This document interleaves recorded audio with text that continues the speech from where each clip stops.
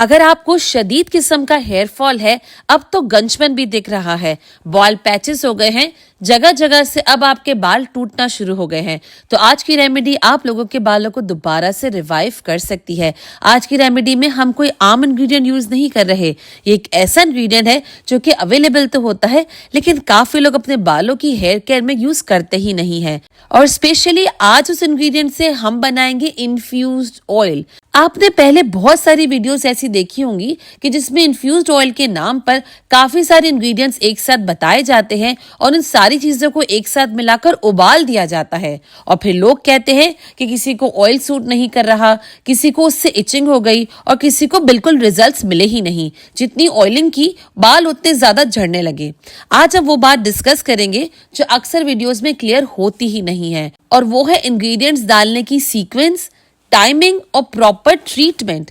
इसीलिए प्लीज इस प्रोसेस को सिर्फ सुनिएगा नहीं, बाकायदा से ऑब्जर्व करिएगा, क्योंकि यहाँ फर्क पड़ता है। इन्फ्यूज्ड ऑयल का सबसे इम्पोर्टेंट स्टेप है, आपको एक ऐसा कंटेनर चाहिए जो कि शीशे का हो। यहाँ पे प्लास्टिक का कंटेनर किसी काम का नहीं होगा। शीशे का कंटेनर आपके ऑयल को खराब भी नहीं होने देता और उसमें इन्फ्यूजन बहुत अच्छे से होती है।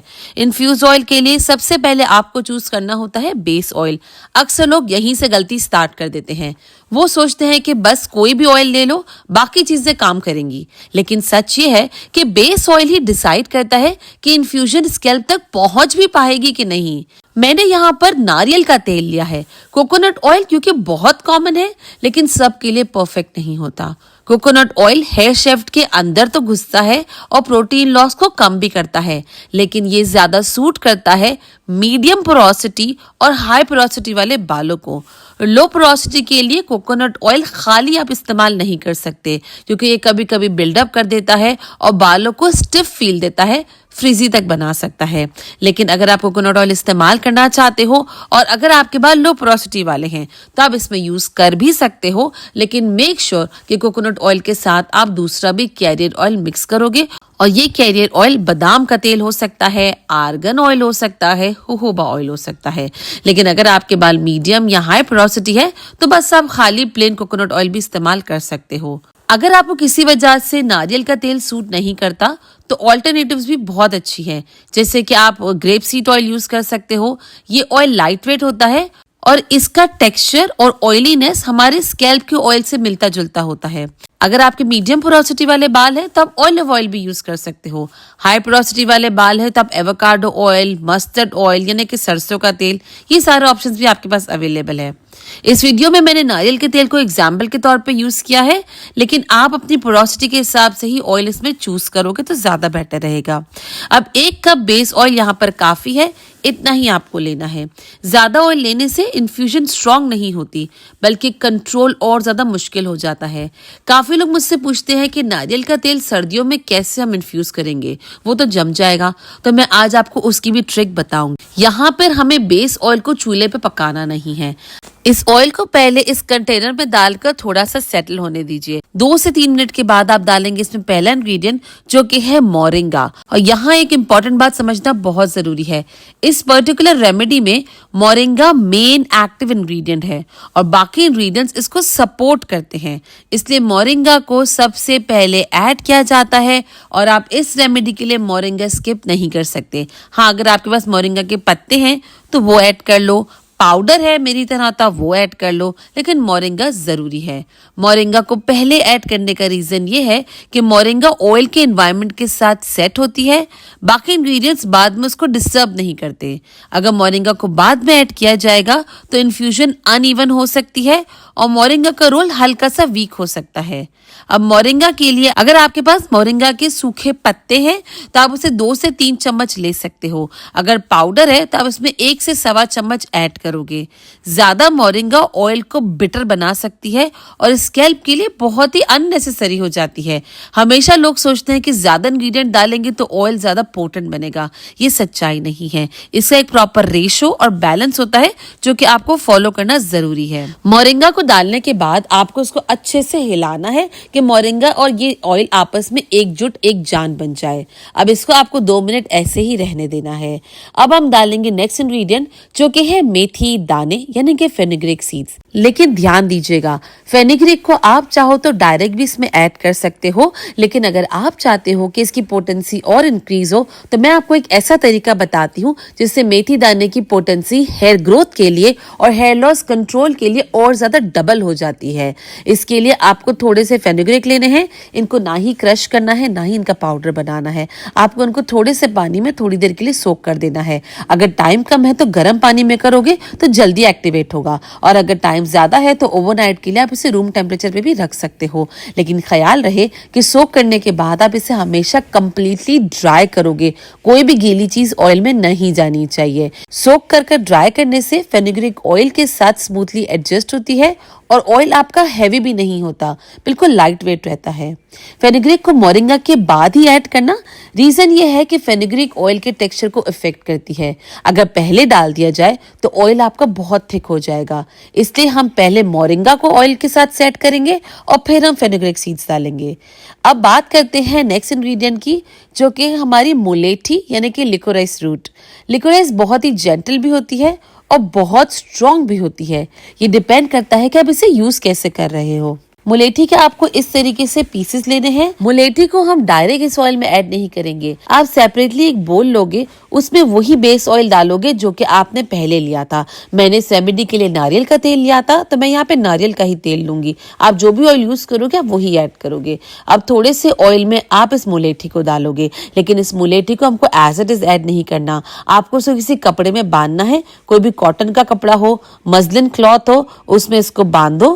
ख्याल रहे क्लॉथ कोई भी हो सकता है, लेकिन प्रिंटेड ना हो या उसमें किसी किस्म का कलर ना हो।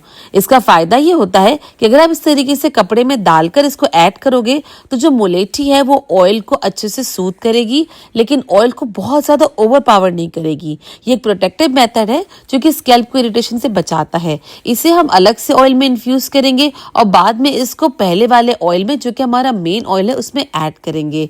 मुलेठी को बाद में ही ऐड करेंगे क्योंकि ऑयल तब तक स्टेबल हो चुका होता है और मुलेठी अपना काम बहुत कामली कर सकती है। अब पहले ऑयल में हम डालेंगे कलौंजी, और यहाँ पे मैं एक बहुत इंपॉर्टेंट बात करना चाहती हूँ। अगर आपने यहाँ तक वीडियो देखी है तो ये स्टेप जरूर समझिएगा।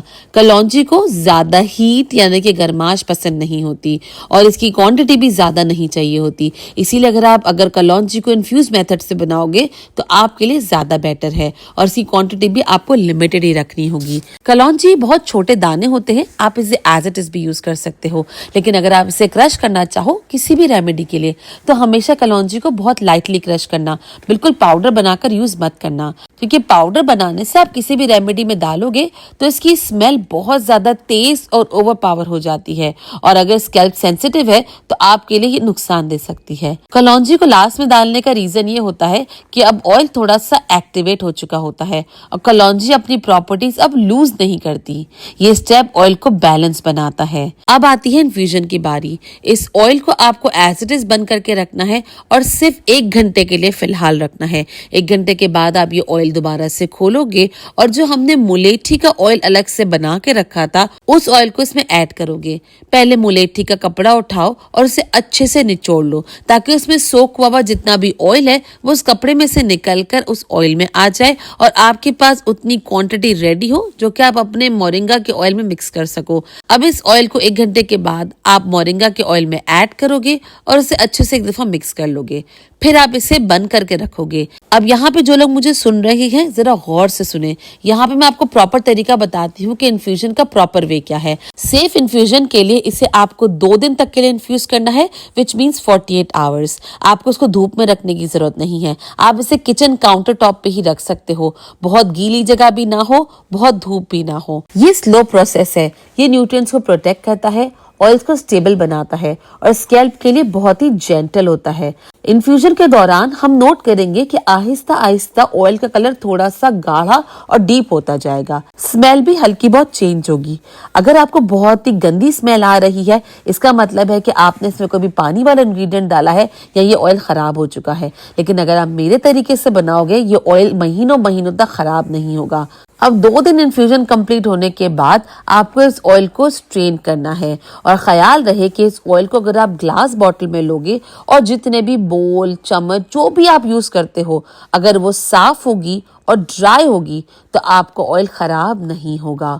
ऑयल को हमेशा क्लीन बॉटल में रखो और मॉइस्चर, पानी, नमी से दूर रखो। अगर सर्दियों में आपने ये इन्फ्यूजन की है तो हो सकता है कि नारियल का तेल इसमें जम जाए, तो उसे छानने से पहले इसी बॉटल को आप डबल बॉयलर की मदद से थोड़ा सा मेल्ट कर लोगे।